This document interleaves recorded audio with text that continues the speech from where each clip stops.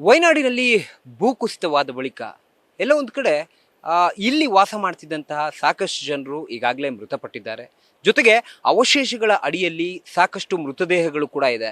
ಅದನ್ನ ಹೊರತೆಗೆಯುವುದಕ್ಕೆ ಒಂದು ಕಡೆ ನೌಕಾಪಡೆ ಜೊತೆಗೆ ಈಗಾಗಲೇ NDRF ತಂಡ ಸಾಕಷ್ಟು ಹರಸಾಹಸವನ್ನ ಮಾಡ್ತಾ ಇದ್ರೆ, ಈ ಗ್ರಾಮಗಳ ಪರಿಸ್ಥಿತಿ ಏನಾಗಿದೆ, ಈಗ ಆ ಗ್ರಾಮಗಳು ಹೇಗಿದೆ ಅನ್ನೋದನ್ನ ನಾನಿವತ್ತು ಎಕ್ಸ್ಪ್ಲೈನ್ ಮಾಡ್ತಾ ಹೋಗ್ತೀನಿ. ಮೊದಲಿಗೆ ಕುಸಿತ ಆದಂತಹ ಮೊಟ್ಟ ಮೊದಲ ಜಾಗ ಅಂದ್ರೆ ಪಿಂಜಾರವೆಟ್ಟಂ, ಈ ಒಂದು ಗ್ರಾಮ ಏನಿದೆ, ಈ ಗ್ರಾಮದಲ್ಲಿ ನಾನಿದ್ದೀನಿ. ಈ ಗ್ರಾಮದ ಒಂದು ಚಿತ್ರಣವನ್ನ, ಯಾಕಂದ್ರೆ ಮೊಟ್ಟ ಮೊದಲಿಗೆ ಲ್ಯಾಂಡ್ ಸ್ಲೈಡ್ ಆಗಿರೋದ್ರಿಂದ ಅಥವಾ ಭೂಕುಸಿತ ಆಗಿರೋದ್ರಿಂದ ಈ ಜಾಗದಲ್ಲಿ ಅದರ ತೀವ್ರತೆ ಜಾಸ್ತಿ ಇತ್ತು. ನಾನೀಗ ಸದ್ಯ ನಿಂತಿರುವಂತಹ ಒಂದು ಜಾಗ ಏನಿದೆ ಅಂದ್ರೆ ಇದು ಮನೆಯ ಮೇಲ್ಭಾಗ, ಅಂದ್ರೆ RCC ಸಮೇತವಾಗಿ ಧರೆಗೊಳ್ಳಿದೆ ಈ ಮನೆ ಕೂಡ. ಆ ಮನೆಯ ಮೇಲ್ಭಾಗದಲ್ಲಿದ್ದೀನಿ. ಈ ಮನೆಯ ಒಳಗಡೆ ಎಷ್ಟು ಮೃತದೇಹ ಇದೆ ಅನ್ನೋದಕ್ಕೆ ಸಂಬಂಧಪಟ್ಟಂತೆ ಇನ್ನೂ ಕೂಡ NDRF ತಂಡ ಈಗಾಗಲೇ ಮಾಹಿತಿಯನ್ನು ಸಂಗ್ರಹಿಸುವಂತ ಕೆಲಸವನ್ನ ಮಾಡ್ತಾ ಇದೆ. ಜೊತೆಗೆ ಈ ಒಂದು ರಸ್ತೆಗಳನ್ನ ಕೂಡ ಗಮನಿಸಬಹುದು. ಯಾಕಂದ್ರೆ ಈ ಜಾಗದಲ್ಲಿ ಈಗಾಗಲೇ ಬಿದ್ದಿರುವಂತಹ ಮನೆಯಲ್ಲಿ ಸಾಕಷ್ಟು ಜನ ವಾಸವಾಗಿದ್ರು, ಅಂದ್ರೆ 6 ಜನ ವಾಸವಾಗಿದ್ರು ಅಂತ ಹೇಳ್ತಾ ಇದ್ರು. ಜೊತೆಗೆ ಅವ್ರ ಮನೆಯಲ್ಲೇ ಇದ್ರು ಅನ್ನೋ ಮಾಹಿತಿಯನ್ನ ಕೂಡ ಕೊಡ್ತಾ ಇದ್ರು. ಈಗ ಸದ್ಯ ದೃಶ್ಯದಲ್ಲಿ ಏನು ಗಮನಿಸ್ತಾ ಇದ್ದೀವಿ, ಆ ಒಂದು ಗ್ರಾಮದ ರಸ್ತೆಗಳಾಗಿರ್ಬೋದು, ಕರೆಂಟ್ ಕಂಬಗಳಾಗಿರ್ಬೋದು, ಎಲ್ಲವೂ ಕೂಡ ಧರೆಗೊಳ್ಳಿದೆ. ಜೊತೆಗೆ ಈಗ ಕಾಡು ಪ್ರಾಣಿಗಳು ಕೂಡ ಈಗಾಗಲೇ ಕಂಪ್ಲೀಟ್ ಆಗಿ ಗ್ರಾಮಕ್ಕೆ ಬಂದಿರುವಂಥದ್ದು. ಅಂದ್ರೆ ಎಲ್ಲೋ ಒಂದು ಕಡೆ ಅರಣ್ಯ ಪ್ರದೇಶ ಪಕ್ಕದಲ್ಲೇ ಇರೋದ್ರಿಂದ ಅಲ್ಲಿಂದ ಇಲ್ಲಿಗೆ ಈ ಒಂದು ಗ್ರಾಮಕ್ಕೆ ಪ್ರಾಣಿಗಳು ಕೂಡ, ಅಂದ್ರೆ ಅರಣ್ಯ ಪ್ರದೇಶದಿಂದ ಪ್ರಾಣಿಗಳು ಕೂಡ ಈಗಾಗಲೇ ಬರ್ತಾ ಇದ್ದಾವೆ. ಜೊತೆಗೆ ಜಲಚರಗಳು ಕೂಡ ಸಾಕಷ್ಟು ಈಗಾಗಲೇ ಆ ನೀರಿನ ಒಂದು ಫೋರ್ಸಿಗೆ ಎಲ್ಲವೂ ಕೂಡ ಗ್ರಾಮದ ಒಳಗೆ ಬರ್ತಾ ಇದೆ. ಮತ್ತೊಂದು ಕಡೆ ಸಾಕಷ್ಟು ಅನಾಹುತಗಳು ಕೂಡ, ಜೊತೆಗೆ ಎಲ್ಲೊಂದು ಕಡೆ ಮನೆಯಲ್ಲಿ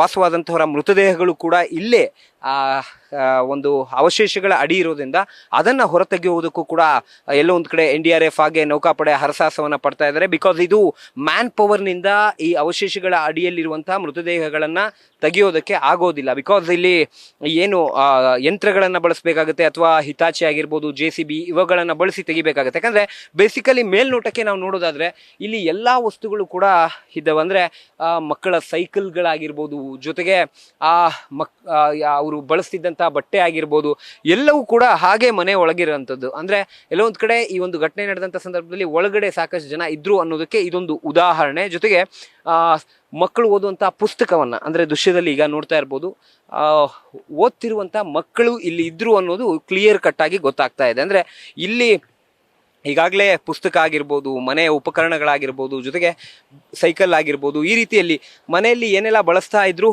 ಅವೆಲ್ಲವೂ ಕೂಡ ಈಗ ಸದ್ಯ ದೃಶ್ಯಗಳಲ್ಲಿ ಕಾಣಿಸ್ತಾ ಇದೆ. ಆದರೆ ಮೃತದೇಹಗಳು ಸದ್ಯ ಯಾವುದೇ ಮೃತದೇಹ ಕೂಡ ಇಲ್ಲಿ ಗೊತ್ತಾಗ್ತಾ ಇಲ್ಲ. ಅಂದ್ರೆ ಅವಶೇಷಗಳ ಅಡಿಯಲ್ಲಿ ಇರೋದ್ರಿಂದ ಇವೆಲ್ಲವನ್ನೂ ಕೂಡ ತೆರವು ಮಾಡುವಂತ ಕೆಲಸವನ್ನ ಮಾಡಬೇಕಾಗುತ್ತೆ. ಈಗ ಸದ್ಯ ಕುಕ್ಕರ್ ಆಗಿರ್ಬೋದು, ಅಂದ್ರೆ ಅಡಿಗೆ ಮನೆಯ ಸಾಮಗ್ರಿಗಳಾಗಿರ್ಬೋದು, ಅಥವಾ ಪಾತ್ರೆಗಳಾಗಿರ್ಬೋದು, ಎಲ್ಲವೂ ಕೂಡ ಇದ್ರ ಒಳಗೆ ಇದೆ. ಇಲ್ಲಿ ಮರ ಗಿಡಗಳು ಕೂಡ, ಅಥವಾ ಮರ ಬಿದ್ದಿದೆ, ಮರದ ಮೇಲೆ RCC ಬಿದ್ದಿದೆ. ಇಲ್ಲಿ ನಿಜಕ್ಕೂ ಕೂಡ ಒಂದು ರೀತಿಯಲ್ಲಿ ಎಲ್ಲೋ ಒಂದು ಕಡೆ ರಕ್ಷಣಾ ಕಾರ್ಯ ಮಾಡೋರಿಗೆ ಇವೆಲ್ಲವನ್ನು ಕೂಡ ತೆರವು ಮಾಡಬೇಕು ಅಂದ್ರೆ ಹಿತಾಚಿ ಅಥವಾ JCB ಮುಖಾಂತರ ಮಾತ್ರ ಮಾಡಬೇಕಾಗುತ್ತೆ. ಹಾಗಾಗಿ ಈಗ ಸದ್ಯ ಮ್ಯಾನ್ ಪವರ್ನಿಂದ ಆಗೋದಿಲ್ಲ ಅಂತ ಗೊತ್ತಾಯ್ತು. ಯಾಕಂದ್ರೆ ಸಾಕಷ್ಟು ಈಗಾಗಲೇ ರಕ್ಷಣಾ ತಂಡ ಕೂಡ ಎಲ್ಲವನ್ನೂ ಕೂಡ ತೆಗೆದು ನೋಡೋದಕ್ಕೆ ಪ್ರಯತ್ನ ಪಟ್ಟರು. ಆದರೆ RCC ಇರೋದ್ರಿಂದ ಇದನ್ನ ಯಾರು ಕೂಡ ತೆಗೆಯೋದಕ್ಕಾಗೋದಿಲ್ಲ. ಅಂದ್ರೆ ಯಂತ್ರಗಳ ಮುಖಾಂತರ ಅಥವಾ ಹಿತಾಚಿ JCBಗಳ ಮುಖಾಂತರವಾಗಿ ತೆರವು ಮಾಡಬೇಕಾಗುತ್ತೆ.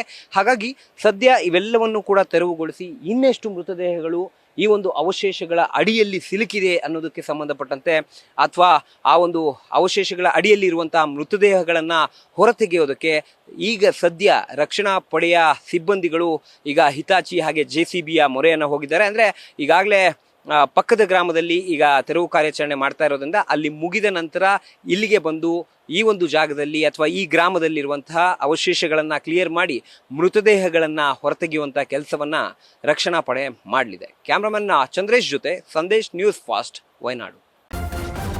ನ್ಯೂಸ್ ಫಸ್ಟ್, ನಿರ್ಭೀತಿಯಿಂದ ನಿಮ್ಮ ಪರವಾಗಿ.